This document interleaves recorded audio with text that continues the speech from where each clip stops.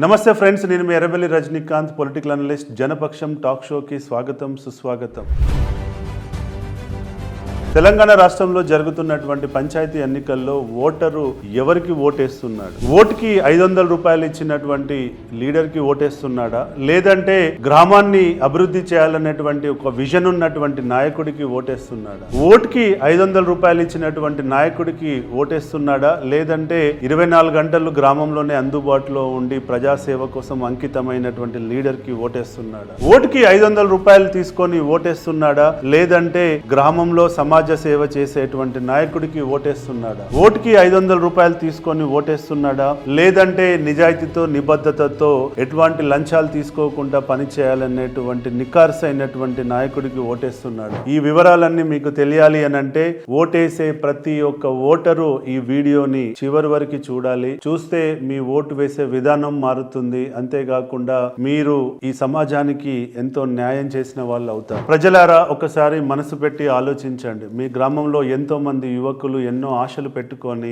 ఇవాళ గ్రామాన్ని అభివృద్ధి చేయాలి, గ్రామాన్ని ముందు వరుసలో ఉండి డెవలప్ చేసుకోవాలనే ఉద్దేశంతో ఎంతో మంది పోటీలో నిలబడుతున్నారు. కానీ ఇవాళ వాళ్ళకున్న మేజర్ ఛాలెంజ్ ఏంటంటే ఓట్లకి డబ్బులు పంచిపెట్టడం. ఇవాళ గ్రామాలలో ఎంతో మంది ప్రజలు ఓటుకి డబ్బు ఇస్తే కానీ ఓటు వేయమనేటువంటి పరిస్థితిని మనం చూస్తున్నాం. ఇవాళ ప్రజలే ముందుండి మాకు ఓటుకి డబ్బు కావాలి, ఓటుకి మద్యం కావాలి అనేటువంటి అడిగేటువంటి సంప్రదాయాన్ని మనం చూస్తున్నాం. ఇలా అన్ని గ్రామాలలో జరుగుతుందని నేను అనట్లేదు, కానీ కొన్ని గ్రామాలలో అయితే జరుగుతుందని మాకు ఎంతో ఇన్ఫర్మేషన్ ఉంది. కాబట్టి ప్రజలారా, మీరందరూ ఆలోచించుకోండి. ఇప్పటికే గత 10 సంవత్సరాలుగా మీ ముందే ఎంతో మంది నాయకులు గెలిచి డబ్బు ఖర్చు పెట్టి ఎలక్షన్లు చేసి పోరాటం చేసి గెలిచిన తర్వాత రోడ్డున పడ్డ నాయకులు ఎంతో మంది ఉన్నారు. మీ కళ్ళ ముందే మీ గత 10 సంవత్సరాలుగా పోటీ చేసిన సర్పంచులు, ఎంపీటీసీలు, జడ్పీటీసీల యొక్క ఆర్థిక పరిస్థితి ఇవాళ ఎలా ఉందో మీరే ఆలోచించండి. మీరు ఒక్కసారి వాళ్ళ జీవితాలు ఎంత నాశనం అయ్యాయి, ఎంతమంది రోడ్డున పడ్డారో మీరే ఆలోచించండి. అటు ఎలక్షన్ లో పెట్టిన డబ్బుని మళ్ళీ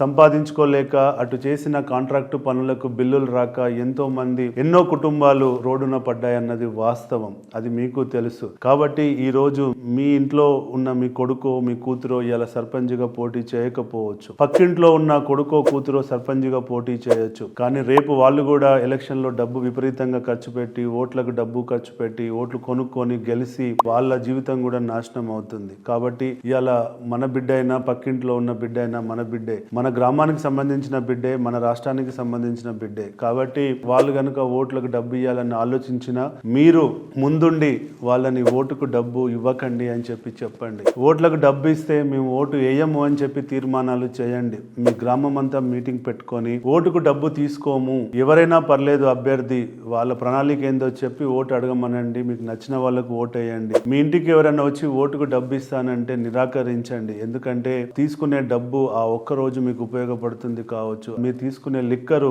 ఆ ఒక్క రోజు తాగడానికి ఉపయోగపడుతుంది కావచ్చు, కానీ మీరు మీ గ్రామానికి జీవితాంతం అన్యాయం చేసిన వాళ్ళు అవుతారు. మీకు తెలుసు ఇవాళ ఆర్థికంగా రాష్ట్రం ఎంత ఇబ్బందుల్లో ఉందని. కాబట్టి మీకు రేపు మీ గ్రామంలో కూడా అలాంటి ఇబ్బందులు రావద్దు అంటే ఒక నిజాయితీ అయిన, మంచి నీతివంతుడైన, బాగా అందుబాటులో ఉండేటువంటి నాయకుడికి మాత్రమే ఓటేయండి, గెలిపించుకోండి. గ్రామాలన్నీ ముందుకు రావాలి, ప్రజలందరూ ముందుకు వచ్చి తీర్మానాలు చేయండి. మేము ఓటుకు డబ్బు తీసుకోము అని చెప్పి ప్రమాణాలు చేయండి. ఓటుకి డబ్బు ఇచ్చే వారిని ఊరు నుంచి తరిమి కొట్టండి. మీ గ్రామంలో ఒక బోర్డు పెట్టండి, ఓటుకు డబ్బు నిషేధిస్తున్నాము, ఓటుకి డబ్బు ఇచ్చేవాడు గాడిద అని చెప్పి మీ గ్రామంలో ఒక బోర్డు పెట్టండి.